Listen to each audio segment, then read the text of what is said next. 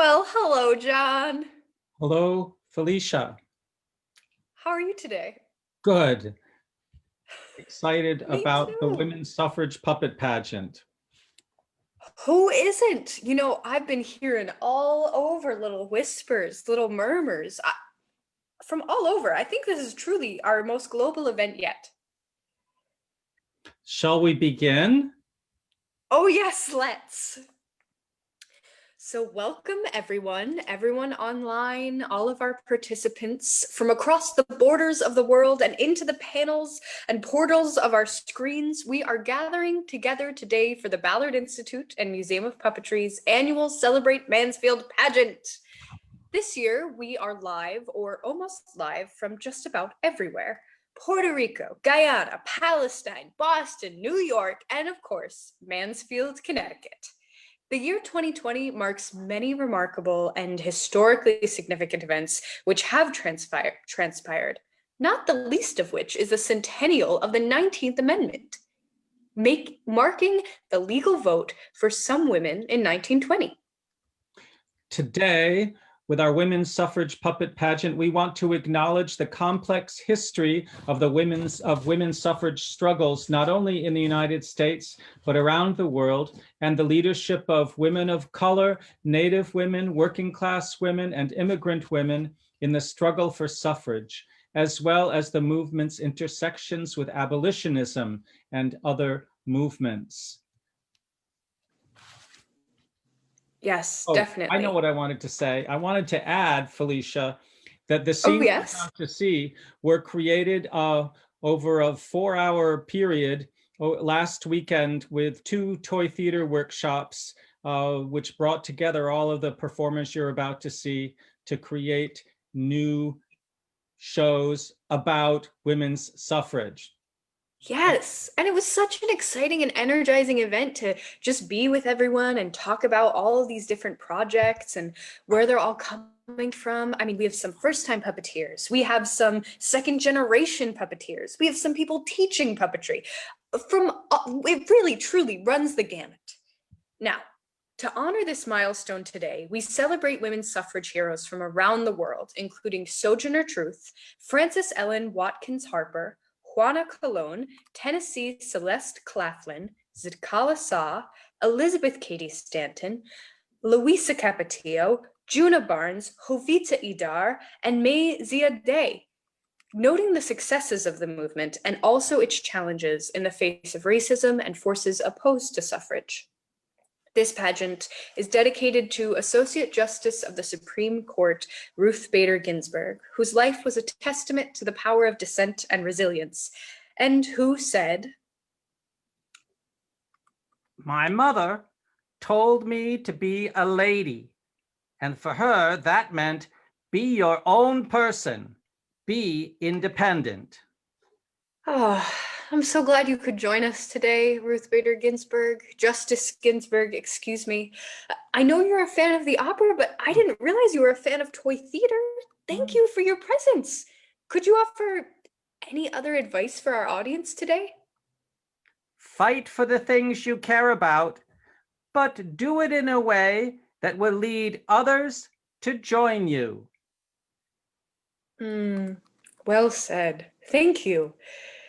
Now, to begin our pageant, although we don't have the brilliant Ballard Brass Band, or as I call them, the Triple B, we want to welcome some of its members emeritus, Esme Roselle, Noah Radcliffe, and Benjamin Radcliffe, to sing a song they created especially for this event.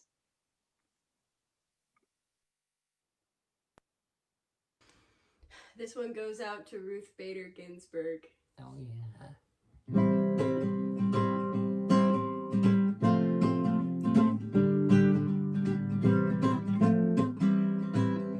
You never knew my Nana. She died some years ago. She lived in that old folks' home by my side, you know. I used to go on Sundays, sometimes took the kids. I was always so proud of what she did. Nana was a suffragette, almost the last alive. Nana was a suffragette. Over 95, singing votes for women is just a beginning. You haven't seen anything yet. Oh, Nana was a suffragette. The proudest day in Nana's life was when the vote was won. The papers said it's over, but Nan had just begun. Her women's committee went on to organize and challenge the union, the council, and their lies.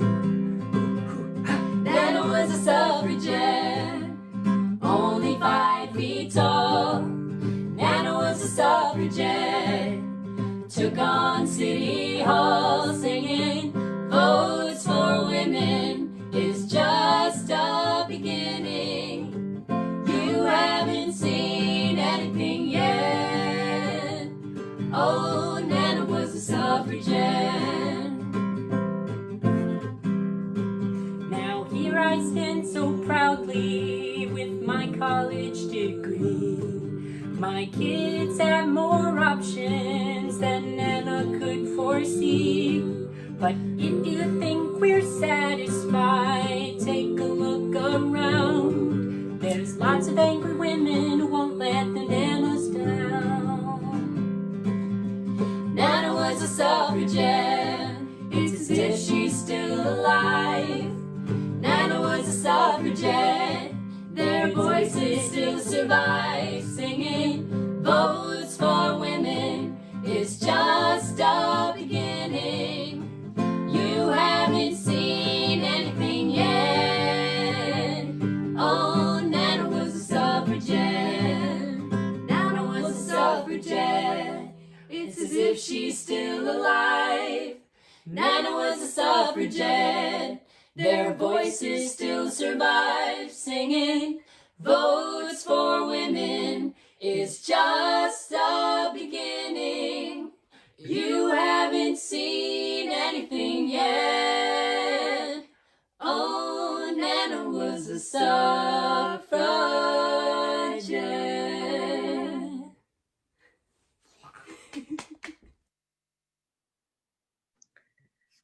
Oh, wow. That was beautiful. Lots of angry women who won't let Nanas down. What a beautiful lyric. What a beautiful sentiment. Beautifully done. An astounding example of women's suffrage activism is the subject of our first toy theater show, Bound Up Together, by Baltimore puppeteer Ursula Markham, about Frances Ellen Watkins Harper, one of the very first African-American writers to be published in the US. Born in 1825, Harper argued that universal rights were the goal, votes for women just a beginning, and that everyone, regardless of their race or gender, should be afforded the right to vote.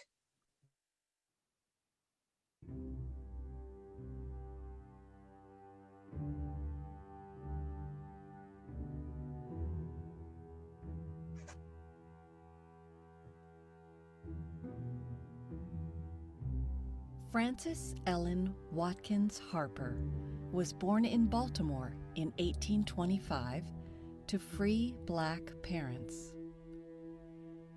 This was at a time when the horror that is slavery was very much in practice, and racism and sexism were explicitly written into the laws of the United States.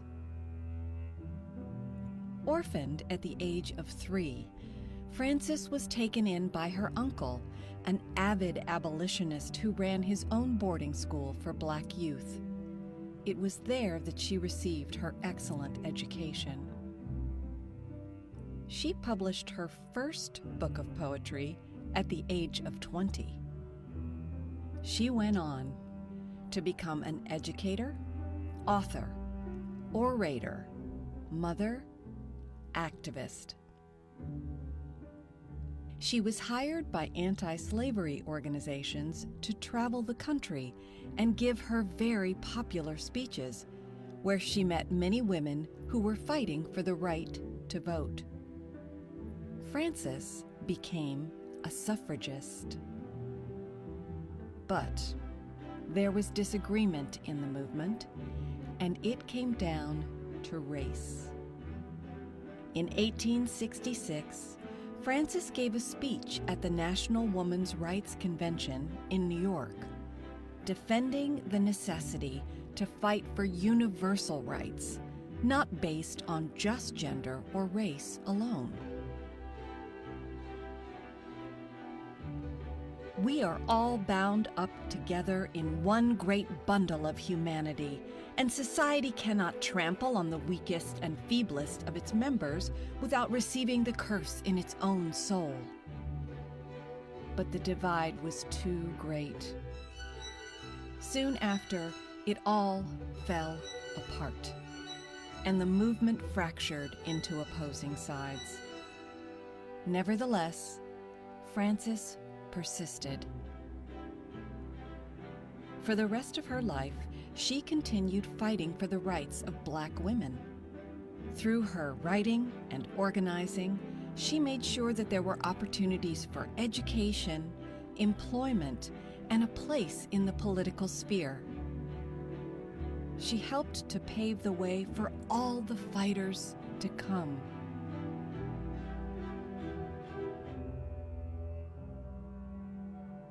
We are not done yet.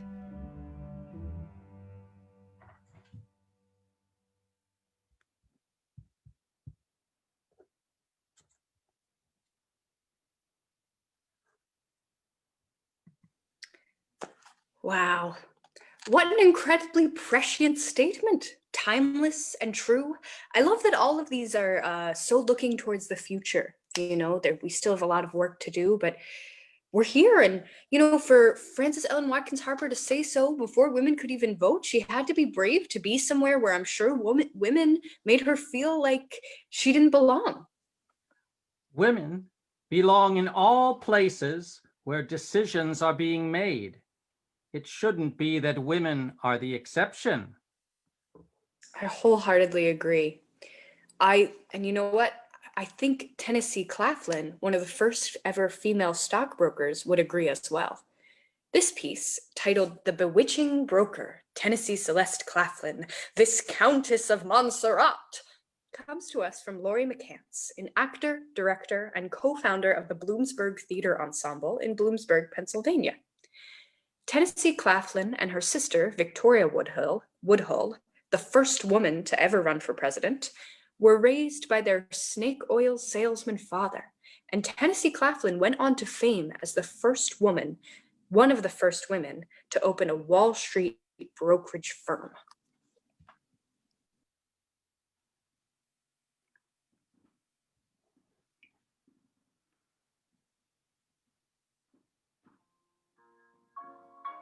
The bewitching Lady Tennessee Celeste Claflin Cook, Viscountess of Montserrat.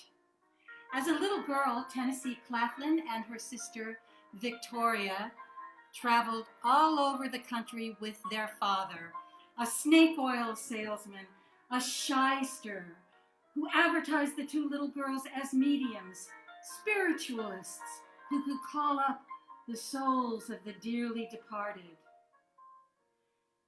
The two little girls were also shills for their father's concoction, Miss Tennessee's magnetic elixir, for the beautifying of the complexion and the cleansing of the blood. The concoction was, of course, worthless. By 1870, the girls, all grown up, had moved to New York City, where they shocked the town by putting out calling cards and starting up their own brokerage firm on Wall Street, the first brokerage firm to be owned by women.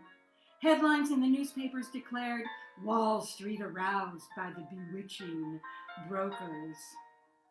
The firm was a huge success, as testified by this cartoon, which depicted the two women running roughshod over all of the defeated male financiers. With their profits, the sisters started their own newspaper. Woodhull and Claflin's Weekly, with the byline, Progress, Free Thought, Untrammeled Lives. By 1871, the sisters tried to vote in a municipal election and were rebuffed. Tennessee Claflin then announced her candidacy for New York's 8th Congressional District, and Woodhull was nominated by the newly formed Equal Rights Party for President of the United States. Neither women were elected, of course. Neither women could vote, of course. The sisters moved to London, where Tennessee married Francis Cook, a successful businessman who also happened to be the Viscount of Montserrat. After her husband's death, Tennessee retired from public life, although she never gave up her radical views. Her book, Constitutional Equality, A Right of Woman, remains one of the most significant and seminal suffragist writings. Women were finally granted the right to vote in America in 1920.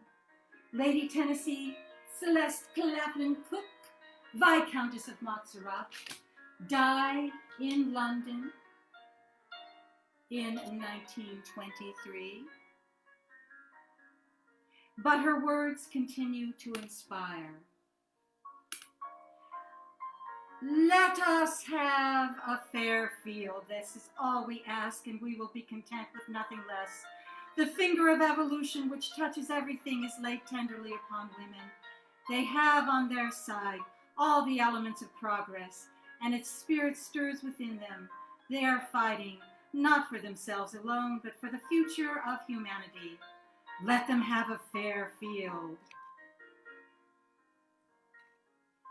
Thank you, Tennessee. Your spirit stirs in us. The field is ours.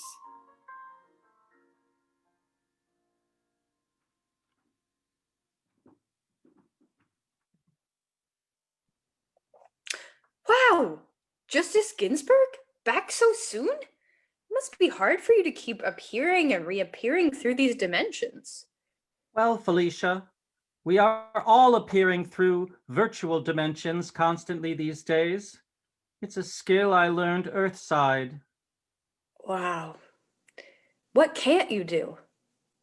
Well, I struggle with many things like anyone else, but so often in life, things that you regard as an impediment turn out to be great, great fortune. Very wise. And I think Elizabeth Cady Stanton would love to hear that. This next piece comes to us from Amy O'Stryker from Westport, Connecticut, and is entitled Elizabeth Cady Stanton, Planting the Fearless Seed for Change. From the time she was a young girl, the audacious Elizabeth Cady Stanton dared to explore the passions she felt women were equally capable of. Her quest for knowledge, growth, and equality propelled her to write the Declaration of Sentiments and plant the seeds of change that enabled women to vote less than 20 years later.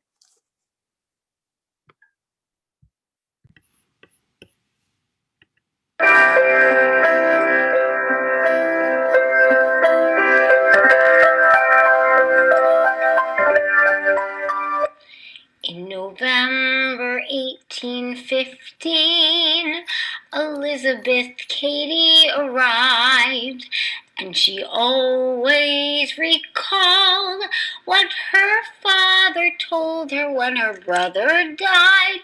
He said, "Girl, I'm proud of what you enjoy. But, oh, I wish you were a boy. I'm gonna learn chess. I'm gonna read Greek. I'm gonna ride a horse, 'cause girls are not weak." Meanwhile, she peered into her father's law office. "I can't believe women's laws are so restricted. Men are crooks. I'm gonna snip offending passages out of my father's law books." In 1839, she married abolitionist Henry Stanton, I'll marry you this wedding day, though I'll be true. Let's leave out the word obey. Okay. Bum, bum, bum, bum. Wedding. Bum, bum, bum, bum. I'm keeping my name. Bum, bum, bum, bum, bum. Bum, bum, bum, bum. Let's get on a plane.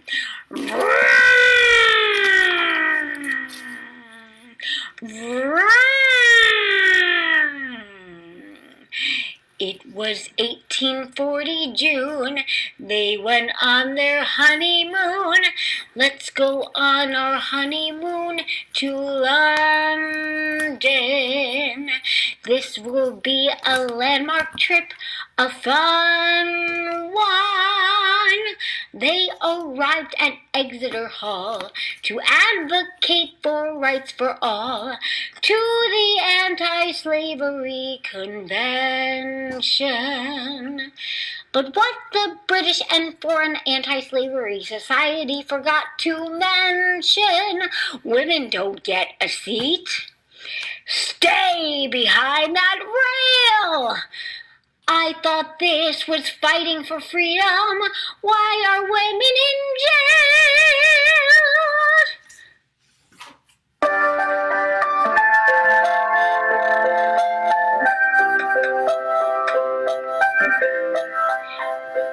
This is my turning point. Men cannot force me still.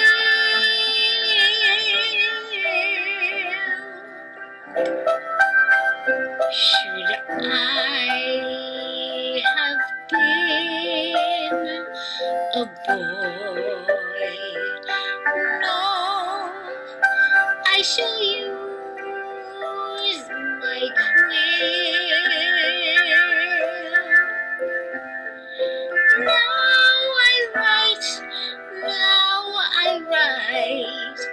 We hold these truths to be self-evident that all men and women are created equal.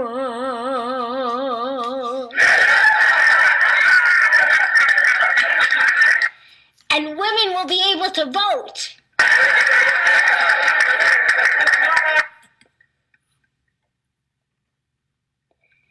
Elizabeth Cady Stanton died in 1902 of heart failure and always wanted her brain to be donated to science to prove that men's brains were not smarter than women's. Her children did not carry out her wish.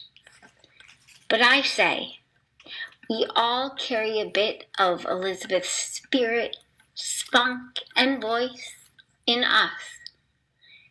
Nearly 20 years after her death, the 19th Amendment was passed, and today, women stand strong. So, Elizabeth, thank you for standing your ground and speaking your truth.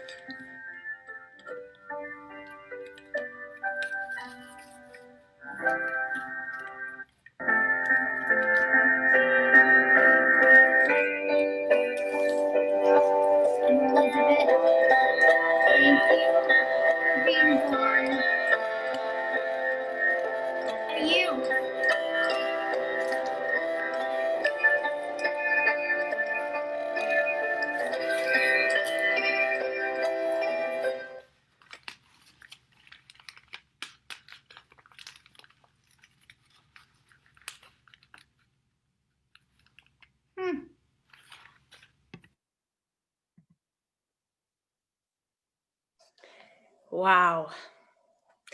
Well, what do you think?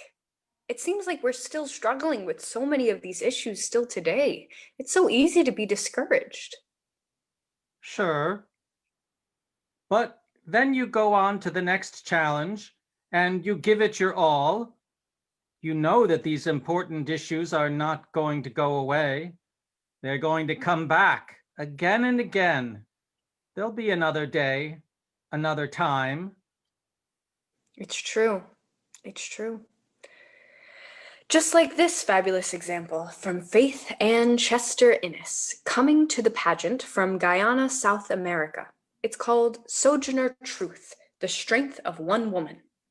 An unschooled woman who escaped a miserable life of servitude, rape, and abuse to being hailed an African-American abolitionist, civil rights activist, evangelist, and author, who spoke out against discrimination and in favor of women's suffrage and advocated for Black people to be able to fight for their own freedom. I can't wait to see it. Oh, freedom. Oh, freedom. Oh, freedom over me. I am Sojourner Truth. As a former slave, I became an outspoken advocate for abolition and civil and women's rights in the 19th century. This is my story. I was born Isabella Bumfrey in 1797 to slave parents James and Elizabeth Bumfrey. My date of birth was not recorded, as was typical of children born into slavery. Around age 9, I was sold at a slave auction to John Neely for $100, along with a flock of sheep.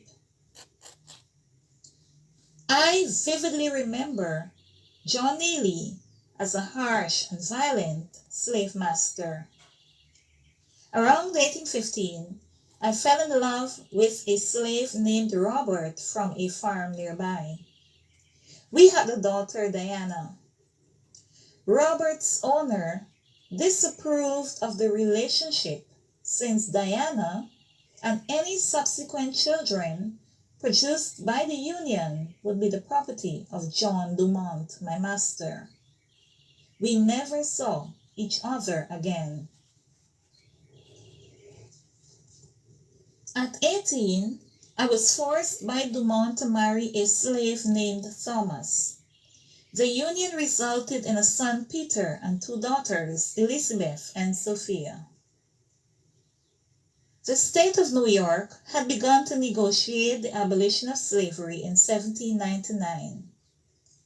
It took over 2 decades for liberation to come for all slaves in the state. Dumont, my slave master, had promised to grant my freedom on July 4, 1826. When the date arrived, however, he had a change of heart and refused to let me go. I fled on foot with my infant daughter Sophia, leaving behind my other children who were legally bound to my master. We were taken in by Isaac and Maria Van Wegenen, who were abolitionists. When Dumont came to reclaim his property, the Van Wegenens offered to buy my services from him for $20, until the New York anti-slavery law emancipating all slaves took effect in 1827. Dumont agreed. After the New York anti-slavery law was passed, Dumont illegally sold my 5-year-old son Peter. With the help of the Van Wegenens, I filed a lawsuit to get him back. I won this case and regained custody of my son. I became the first Black woman to sue a white man in a United States court and succeeded. After successfully rescuing my son Peter, we stayed together until 1839. At that time, Peter took a job on a whaling ship. I received 3 letters from my son between 1840 and 1841. When the ship returned to port in 1842, Peter was not on board. I never heard from my son again. The Van Wegenens had a profound impact on my spiritual life, and I became a fervent Christian. In 1843, I changed my name to Sojourner Truth and embarked on a journey, not only to speak the truth, but also to proclaim the gospel and speak out against slavery and oppression. The following year, I joined forces with abolitionists Frederick Douglass and William Lloyd Garrison. In 1850, I published my memoirs, and in 1851, at the Ohio Women's Rights Convention, I spoke out about equal rights for Black women in my speech, Ain't I a Woman? Oh, freedom. Oh, freedom. Oh, freedom. Oh, Well, children, where there is so much racket, there must be something out of kilter. I think that betwixt the Negroes of the South and women at the North all talking about rights, the white men will be in a fix pretty soon. But what's all this here talking about? That man over there says that women need to be helped in the carriages and lifted over ditches and have the best place everywhere. Nobody ever helps me in the carriages or over mud puddles or gives me any best place. And ain't I a woman? Look at me. Look at my arm. I have plowed and planted and gathered into barns, and no man can head me. And ain't I a woman? I could work as much and eat as much as a man when I could get it, and bear the lash as well. And ain't I a woman? I have borne 13 children and seen most all sold off to slavery. And when I cried out with my mother's grief, none but Jesus heard me. And ain't I a woman? Then they talk about this thing in the head. What's it they call it? Intellect. That's it. What's that got to do with women's rights or Negroes' rights? If my cup won't hold but a pint and yours hold a quart, won't you be mean not to let me have my little half measure full? Then that man back there in the black says that women can't have as much rights as men, 'cause Christ wasn't a woman. Where did your Christ come from? Where did your Christ come from? From God and the woman. Man had nothing to do with him. If the first woman God ever made was strong enough to turn this world upside down all alone, these women together ought to be able to put it back and get it right side up again. And now they is asking you to do it. The men better let them. Obliged to you for hearing me. And now, old Sojourner ain't got nothing more to say.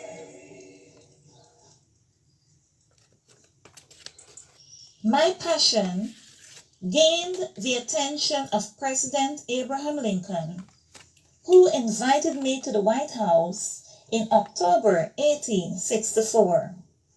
He showed me a Bible given to him, and I shared my memories of being a slave. He even gave me permission to be a counselor at Freedman's Village. While in Washington, I put my courage and disdain for segregation on display by riding on whites-only streetcars. When the Civil War ended, I worked feverishly to find jobs for freed blacks who were in poverty. Sojourner Truth continued to speak out against discrimination and in favor of women's suffrage, and agitated for black people to be able to fight for their own freedom until her death in November 26, 1883, leaving behind a legacy of courage, faith, and fighting for what's right and honorable. This unschooled woman escaped a miserable life of servitude, rape, and abuse to being hailed an African American abolitionist, civil rights activist, evangelist, and author. In 2009, a statue of Sojourner Truth was unveiled in the U.S. Capitol, commemorating her legacy. Oh, freedom. Oh, freedom. Oh, freedom over me. And before I'll be a slave, I'll be buried in my grave and go home to my Lord and be free. Oh, freedom. Oh, freedom, freedom. Oh, freedom. Oh, freedom over me. Over me, yeah. Before I be a slave, I'll be buried in my own grave and go home to my Lord and be free.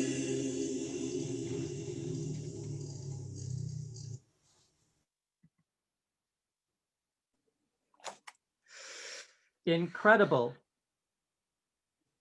I would like to quote the abolitionist Sarah Grimke, one of the first female agents of the American Anti-Slavery Society, who said, "But I ask no favors for my sex. I surrender not our claim to equality. All I ask of our brethren is that they will take their feet from off our necks and permit us to stand upright." Indeed. Such powerful words. Brenda Plumey Morales's piece, coming to us from Puerto Rico, is about another powerful woman, Juana Colón, entitled Con estos manos, with these hands. In Puerto Rico, at the beginning of the 20th century, Juana Colón was one of the women who most stood out in the struggle of workers and suffragettes. She is known as the Joan of Arc de Comerío. Colón, along with other working women, fought for the right to vote to be universal.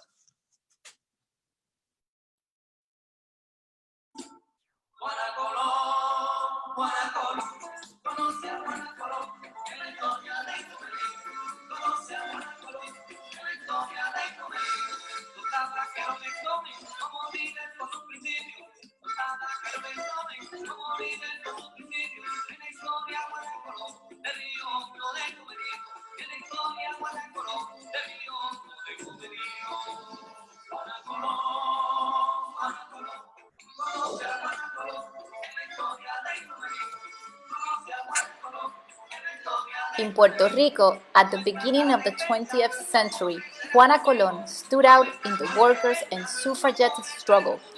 Joan of Arc de Comerío, as she was known, she led the fight to obtain the female vote for working women and for it to be universal. Discriminated, imprisoned, and persecuted, she didn't give up in favor of the oppressed.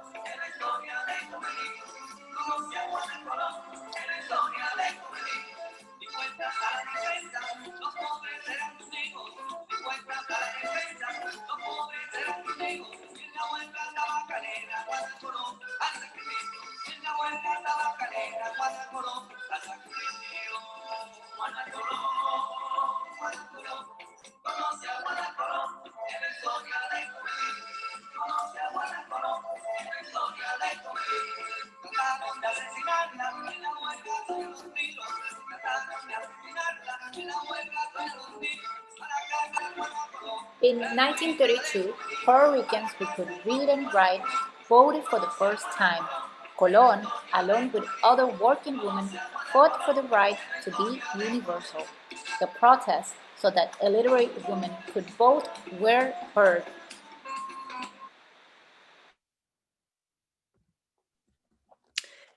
Goodness me. It is such a gift to have representation from such incredible artists from all over the world. This is certainly our most international Celebrate Mansfield yet.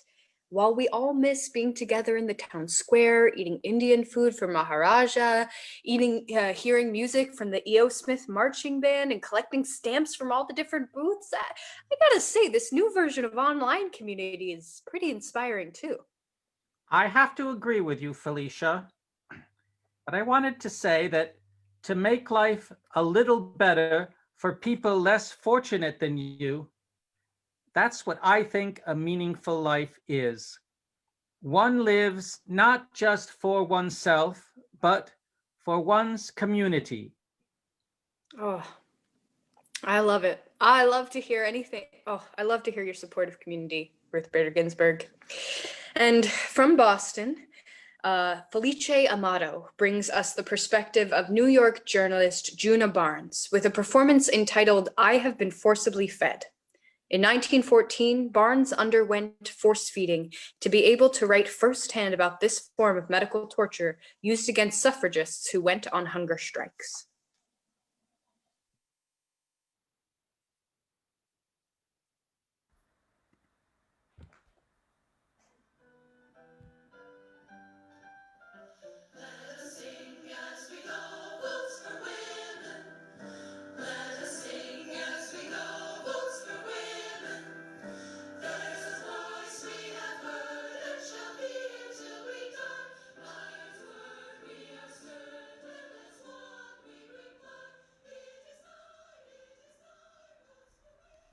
I have been forcibly fed.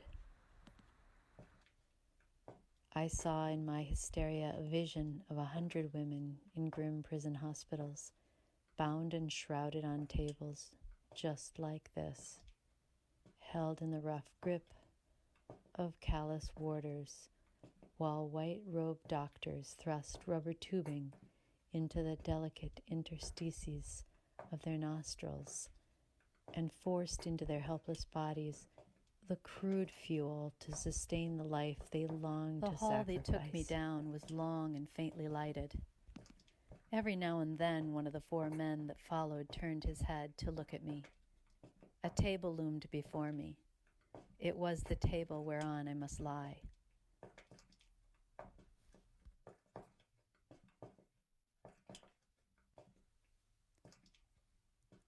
Out across the city, in a flat, frail, coherent yet incoherent monotone, resounded the song of 1,000,000 machines doing their bit in the universal whole. And the murmur was vital and confounding, for what was before me knew no song. I shall be strictly professional. If it be an ordeal, it is familiar to my sex at this time. Other women have suffered it in acute reality. Surely I have as much nerve as my English sisters. Then I held myself steady. I thought so. And I caught sight of my face in the glass. It was quite white, and I was swallowing convulsively. They took me, not unkindly, but quite without compassion, one by the head and one by the feet, one sprawled above me, holding my hands down at my hips. The doctor sprayed both nostrils with a mix of cocaine and disinfectant. As it reached my throat, it burned and burned. I lay there, watching the picture as it rose in the hand of the doctor and hung, a devilish, inhuman menace. He had inserted the red tubing, with the funnel at the end through my nose into the passages of the throat. As the liquid slowly sensed its way down along the innumerable endless passages that seemed to traverse my nose, my ears, they took me, not unkindly, but quite without compassion, throbbing head, one by the head and one by the feet, one sprawled above me, holding that racked the area of my face and bosom, and they seared along my spine. They set my heart at catapultic plunging on my forehead. Still, an instant plunged on with the irregular, was an hour motion that sunlight reflected from a mirror cast upon a wall. The pit of my stomach had lapsed long ago. An instant was an hour, and the liquid had reached my throat. It was ice cold, and sweat as cold broke out upon my forehead. Still my heart plunged on with the irregular, still the liquid trickled irresistibly down the tubing into my throat. Every drop seemed a quart, and every quart slid over and down into space. I had lapsed into a physical mechanism without power to oppose or resent the outrage of my will. "Be careful, you'll choke," shouted the doctor in my ear. Ominous shivers shook my body. "Be careful, you'll choke," shouted the doctor in my ear. Ominous shivers shook my body. "Be careful, you'll choke."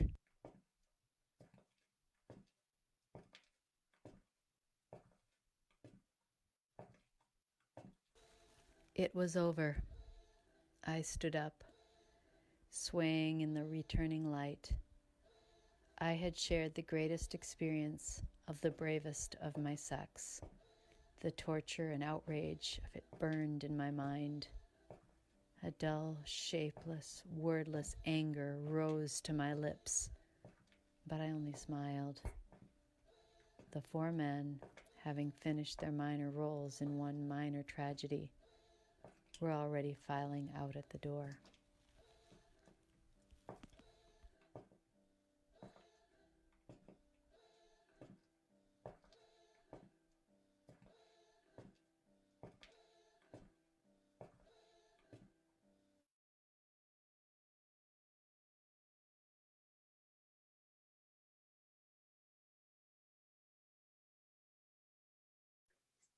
Wow.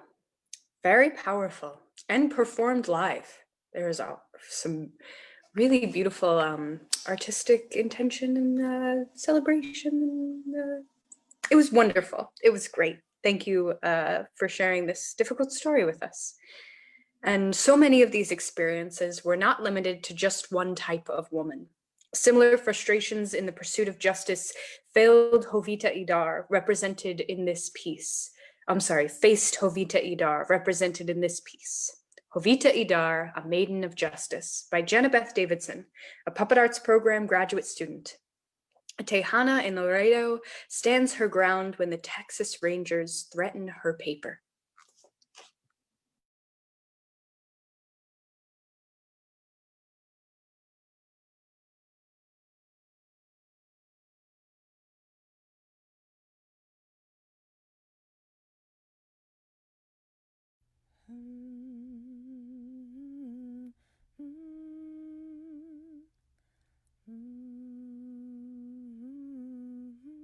It's 1885, Laredo, Texas. 1885, a time of overt racism.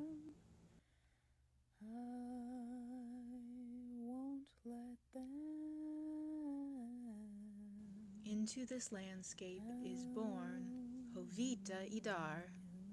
Her father is an activist, editor, and publisher at La Crónica, a Spanish-language newspaper.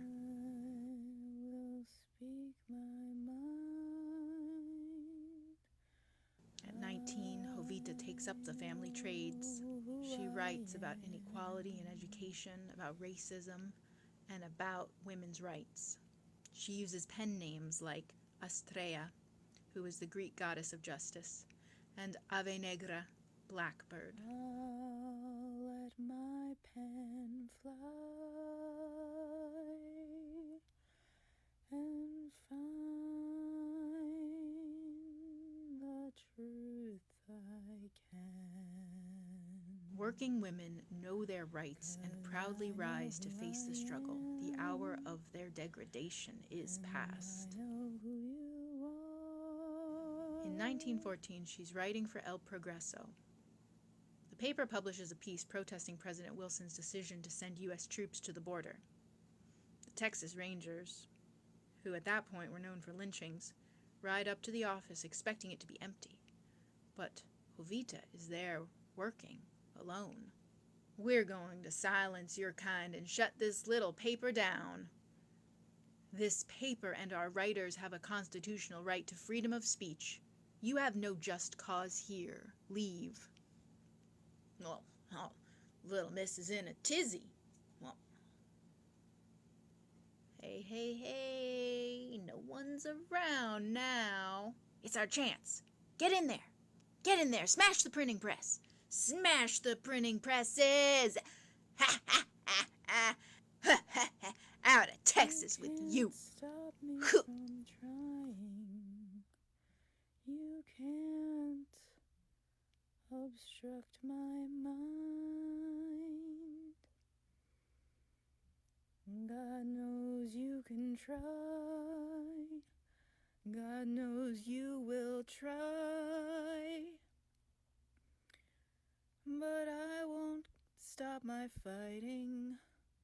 I'll raise my chin and keep on fighting. Printing presses can be replaced. 'Cause I know who I am. Jovita was never deterred and continued to encourage other Tejanos to proudly raise your chins and face the fight. Until her death in 1946, Jovita wrote and organized for justice.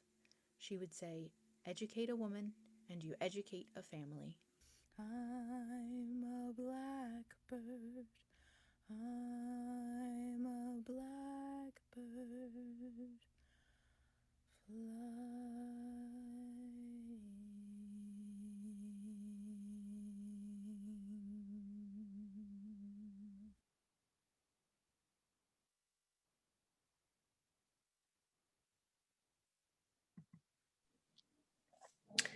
Wow, thank you for that, Jenabeth. Also performed live, which is pretty incredible. Next, we have Noelia Ortiz Cortez and Javier Ortiz, who together represent the Puerto Rican puppet troupe Mundo de Muñecos, who have created a piece about one of Puerto Rico's most famous labor leaders of the late 19th and 20th centuries, Luisa Capetillo. Capetillo was a labor organizer and writer who fought for equal rights, women's rights, free love, and human emancipation. Luisa Capetillo was also known for her boldness in such acts as wearing men's clothes in public and speaking her mind. Felicia, I want to address that subject because I know very well Luisa Capetillo's work, but I did want to say that the Ballard Institute director, John Bell, asked me to let people know that if they would like to support the online work of the Ballard Institute, they could make a donation to the Ballard Institute, and the information for that appears in the chat column of the Facebook page. Wow. Thanks. If you see John Bell, tell him hello from me. I will. Now, speaking of women wearing pants, clothing can take on such meaning in our performance of political alignment. I myself developed a system of wearing collars, or jabot as they say, to communicate my opinions to a public, even when my beliefs were not represented by the court's decision. Wow. Thank you. And in 1908, speaking of, the co-editor of the Women's Social and Political Union's newspaper, Emmeline Pethick Lawrence, designed the suffragettes' color scheme of purple for loyalty and dignity, white for purity, and green for hope. Now, from our wonderful friends at Mundo Muñecos, we have Luisa Capetillo, more than a woman in pants, más que una mujer con pantalones.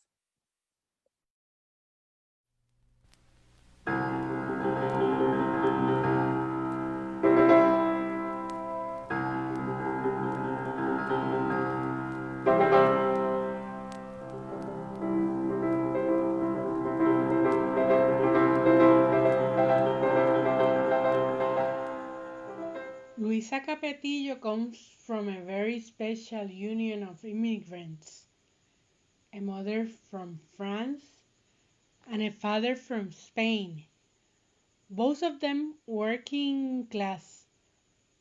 They meet in Puerto Rico, live together, never married, and have their only child.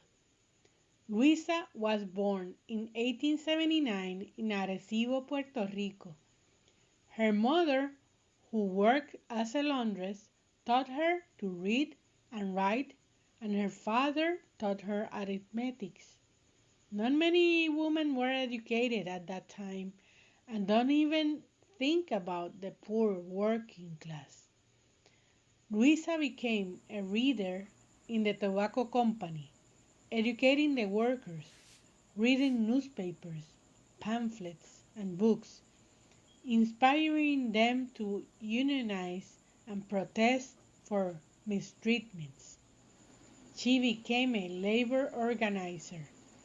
Luisa Capetillo fought for women's rights, including the right to vote and justice in labor laws. She traveled to New York, the Dominican Republic, and Cuba, organizing labor workers.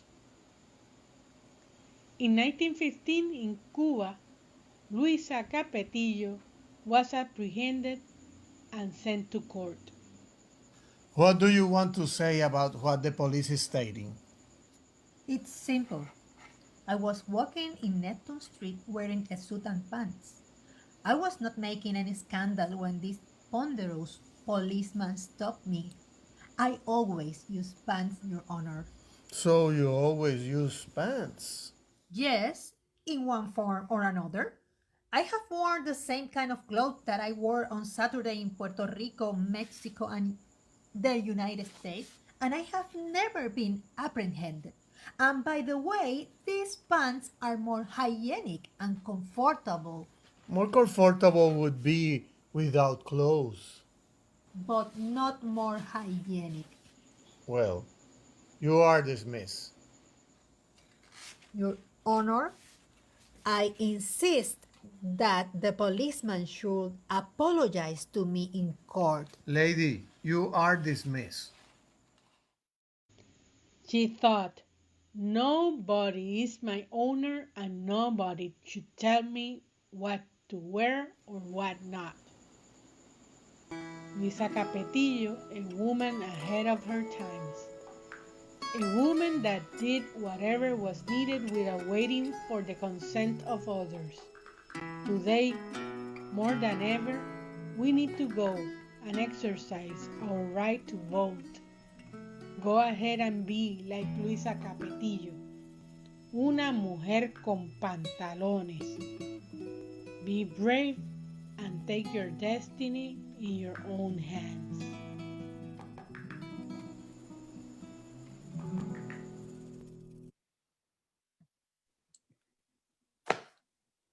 I'm amazed.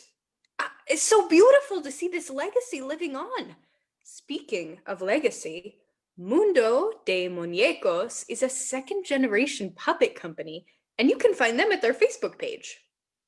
I'm very glad I stuck around to see this, Felicia, but what's happening next?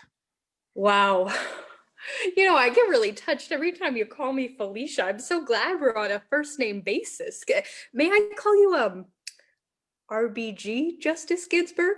Yeah, I guess so. Everyone else does, and including the notorious. I was a fan of Biggie Smalls, you know. Could I have a turn at the introductions, Felicia? Sure, you could. Speaking of Biggie Smalls, why don't you try to be the MC? All right. Next, in her first ever puppet show, Tampa, Florida's Jessica Jelks presents a toy theater production about Zitkala Sa, entitled The Spirit of the Red Bird, in which a Native American heroine reconciles her two worlds.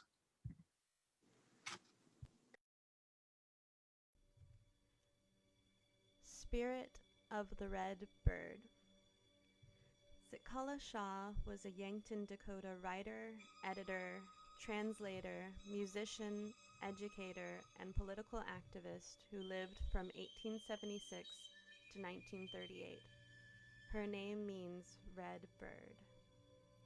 When she was 8 years old, Quaker missionaries lured her to a boarding school in Indiana with promises of a ride on the iron horse or train and a land of red apples. Once Sakala Shah arrived 700 miles from her home and family, all she found was snow and bare trees. She recalled the women there tossed her about like a plaything. The staring pale faces, as she called them, intended to cut her long, dark hair in order to make her appear, as they said, more civilized. Sakala Shah said, "No, I will not submit. I will struggle first," and hid under her bed. Still, the hard-working, well-meaning, but ignorant women found her, tied her up, and cut off what her culture considers to be a symbol of bravery and pride. She said it was that day she lost her spirit. To continue the whitewashing, the missionaries changed Redbird's name to Gertrude. The pale faces, who owed the Dakota girl a large debt for stolen lands, also began to pay a tardy justice in offering some education to her. In college, Gertrude won many awards for her skill in oration. While studying at the Boston Conservatory of Music, she published essays to blow the whistle on the harsh assimilation policies she experienced. On top of co-composing the first Native American opera, Redbird tirelessly lobbied for Native American rights. She moved to Washington, D.C., where she founded the National Council of American Indians.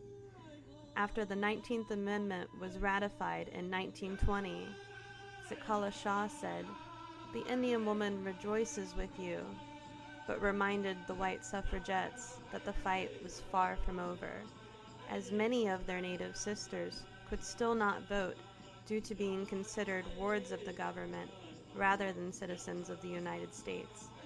The white suffragettes, fascinated by native matriarchal power and dazzled by Redbird's buckskin dress, listened.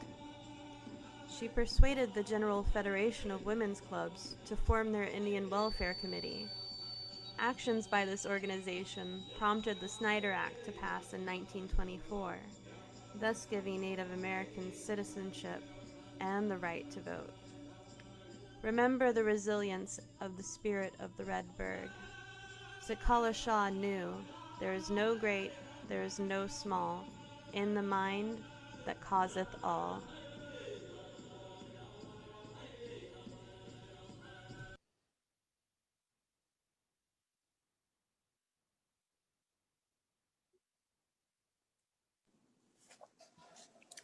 Wow. Incredible. And it is worth mentioning, of course, that the University of Connecticut is built on Mohican and Nipmuc land. You can use this link, which is in the chat or the comment section, to find out what native land you currently join us from. Take it away, MC. Alicia, the Yes. last scene, the last women's suffrage pageant show is by Ferouz Fawzi Nastas from Palestine. And her piece is about Palestinian writer and poet Mai Ziadeh, who wrote, "If you men of the East keep the core of slavery in your homes, represented by your wives and daughters, will the children of slaves be free?"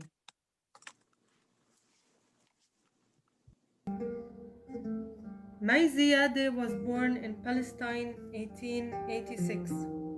She spent her childhood and young years studying.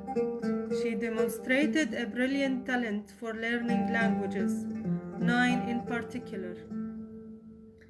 At the age of 19, she moved to Cairo with her parents, where she continued her studies at the Egyptian University. She contributed a number of articles to the newspaper run by her father, but of course with a male pen name.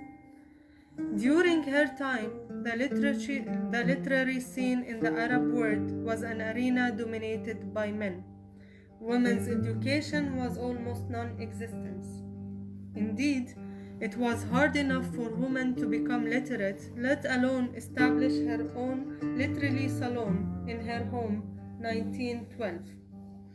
The saloon attracted a variety of cultural and philosophical movements and personal admirers. Though she never got married, she had a close relationship with Lebanese-American poet and writer Gibran Khalil Gibran. The first contact was established by May when she sent a letter to Gibran showing how deeply she was moved by his novel The Broken Wings, acknowledging his passion on women's rights. They never met, but corresponded for about 20 years till Gibran's death in 1931. After the death of her parents and the loss of her love, May entered into a deep depression. She could no longer carry on with her salon because of the traditional customs that frown upon single women welcoming men into their homes. Due to her depression, her relatives put her in madhouse. Despite the harsh treatment of her relatives and abandonment of most of her friends and colleagues, Ziadeh succeeded in inspiring following generations of writers, claiming her place among the greatest writers of modern Arabic literature.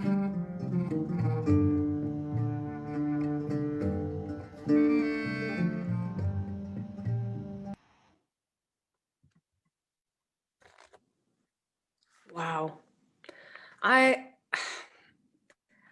I'm so inspired. I really can't put it in any words other than that. And so our women's suffrage puppet pageant comes to a close, but of course the struggle continues. I hope you've been as inspired as I have, and as so many of these performances have shown us, we have the tools to continue, thanks to the bravery of all these women. And in the words of Ruth Bader Ginsburg, real change, enduring change happens one step at a time. That's right. Thank you, Ruth Bader Ginsburg, and everyone online for joining us today. Thanks also to Emily Wicks and Elise Van Ass and the Mansfield Downtown Partnership, organizers of the Celebrate Mansfield Festival, for helping to make all this happen. Thank you also to all of our participants joining us from all over the world. Yeah, oh, you all look so beautiful and so strong. Okay, thanks everybody.